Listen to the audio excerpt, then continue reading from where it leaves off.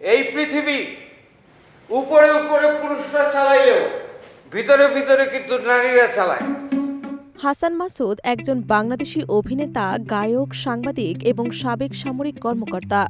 তার পৈতৃক বাড়ি বরিশালে, তবে বেড়ে ওঠা ঢাকায়। ১৯৮৫ সালে বাংলাদেশ সেনাবাহিনীতে ক্যাডেট হিসেবে যোগ দেন তিনি এবং ১৯৯২ সালে ক্যাপ্টেন পদে থাকা অবস্থায় অবসর গ্রহণ করেন। তিনি নিউ নেশন এবং পরবর্তীতে ১৯৯৫ সালে ডেইলি স্টারে ক্রীড়া প্রতিবেদক হিসেবে কাজ করেন। তিনি ফেব্রুয়ারি ২০০৪ থেকে ২০০৮ পর্যন্ত ব্রিটিশ ব্রডকাস্টিং কর্পোরেশনের বাংলা শাখার অধিবেশনের একজন সংবাদদাতা ছিলেন। সারাদিন সামরিক শাসন, তারপর সাংবাদিকতা, কিন্তু তার প্রতিভা অপেক্ষা করছিল অভিনয়ে। ফারুকের সঙ্গে পরিচয় তারপর তো সবারই জানা।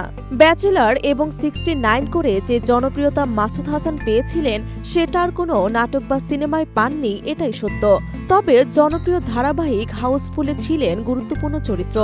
এছাড়া ভাগফল, ট্যাক্সি ড্রাইভার নাটকগুলো কম বেশি আলোচিত হয়েছিল।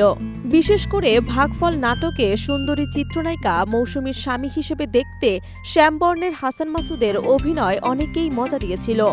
ফারুকের পর রনি, মোস্তফা কামাল রাজদের সঙ্গে কাজ করতেন তিনি। রাজের দ্বিতীয় ছবি তারকাটাতেও অভিনয় করেছিলেন তিনি। অভিনয় করেন ঠিকই, কিন্তু মনের মতো চরিত্র পেতেন না, তাই আনন্দ কম পেতেন। তাই ২০১৬ সালের দিকে অভিনয় থেকে দূরে সরে যান, আবার ফিরে আসেন ২০২০ সালে।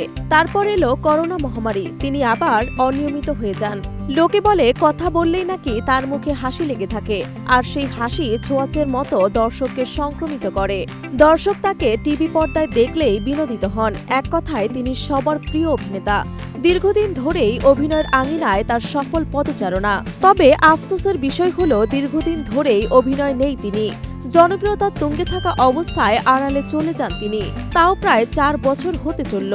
কিন্তু কেন তিনি শোবিজ ছেড়েছেন, কেনই বা নিজেকে আড়ালে সরিয়ে নিয়েছেন?